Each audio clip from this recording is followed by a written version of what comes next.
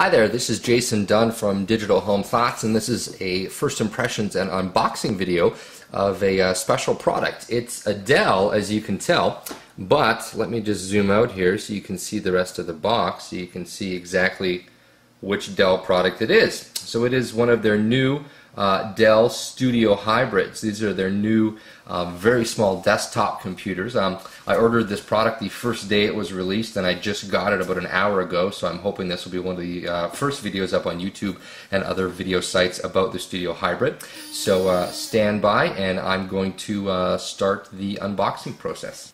Okay, so here's everything that comes in the box for the Dell Studio Hybrid. It was a bit awkward to unpack, so I just unpacked it all on off camera rather. The first thing you get in the box is a standard Dell keyboard. I didn't upgrade the keyboard, so this is just going to be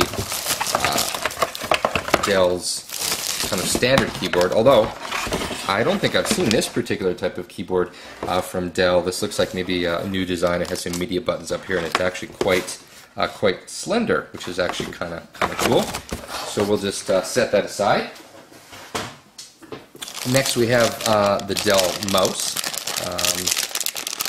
Nothing particularly interesting here, although it does look like they've also redesigned their standard mouse. Slender, you know, pretty standard, but it's a new design, so they're obviously trying to go for something a bit more sleek than some of their previous clunky designs.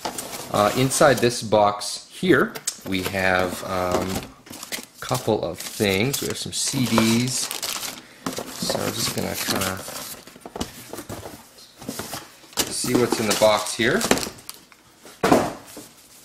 Sorry for all the noise, this is a bit more of a noisier unboxing than I'm sort of used to doing. So, power cord here, and this is, now this is really interesting here.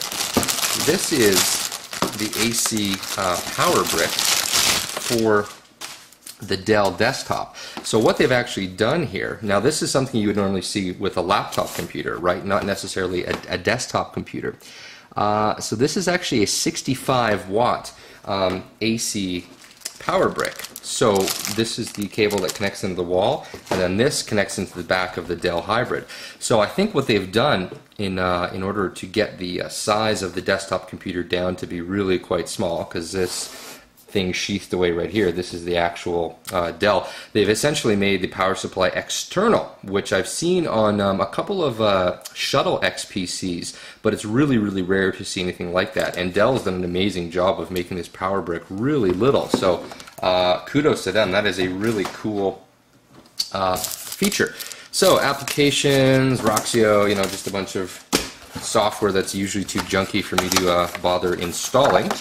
This is the Studio Hybrid setup guide. Nothing particularly interesting here. Another CD, reinstallation DVD for Windows Vista Home Premium. So it's cool that Dell actually gives you that. This is going to be the stand for the Studio Hybrid. So the Studio Hybrid can go vertically. That's interesting. They've put the stickers on the inside of this stand. That's pretty kind of ridiculous looking actually, but maybe this was the concession to not having the stickers on the Studio Hybrid itself. Okay, so here it is. So this is the new computer that I ordered. This is the whole thing. It's amazing how small and light it is. So I'm going to just open it up here. Ooh, look at that. Okay, so I got the red version. Now, first impressions, it is really small. What I'm kind of surprised at is I didn't realize it was going to be translucent. You can actually see that it's actually see-through. The pictures on Dell's website sure don't make it look like it's translucent. I was expecting sort of a candy red kind of glossy hard coat on it. So that's kind of interesting. I'm not too sure how I feel about that. Because Dell's photography sure doesn't make it look like that. At any rate, let's take a look at the machine itself. So this is the front, so we're going to have, actually I'll just take off this plastic covering here. So we're going to have the power button up here. We have two USB ports. We have a front headphone jack, And then we also have a media card reader. This looks like it's probably just for SD cards and maybe memory sticks, because it's not big enough for compact flash. Then on the back here, this is the good stuff from a geeky point of view. We have the fan here. We have the power input. Yeah, so that's what I thought. So the power supply is completely externalized. We have speakers, digital optical, so SPDIF. We have FireWire, 4-win FireWire ports. We have 3 USB 2.0 ports. We have a DVI output, an HDMI output, and then Ethernet. And then on the, yeah, now this, oh, I see. So yeah, this is actually, these 2 little ports here are actually where the stand would actually connect into. So maybe I will just set it up on the stand right now and see how that looks. So I think they just kind of pop in here. Yeah, there we go. Yeah, so there is the Dell Studio Hybrid. So it's really, really tiny. I mean, just I guess to give you a size comparison, you know, here's my phone.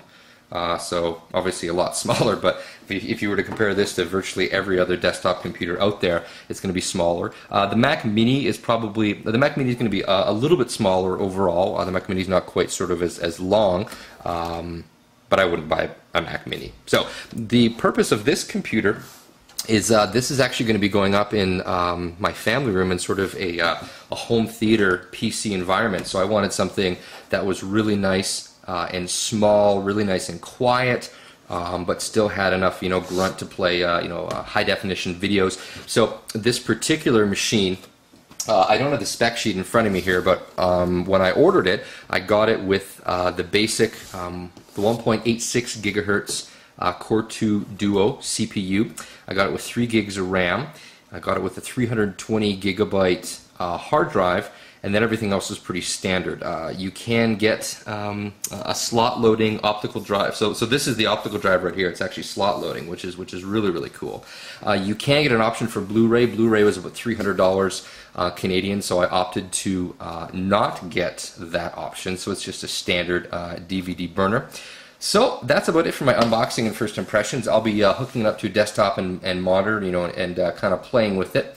And once I get it all set up in the TV room where I'm going to be having it, I'll probably do a video of it actually set up and being in action. But first impressions are pretty cool. Not too sure about the chassis. I'm going to have to take a look at the photography and see if maybe I just misinterpreted what I was seeing in terms of colors. They have a bamboo shell option, but that was an extra like $100, and I thought that the red would look good, you know, kind of sitting on the shelf.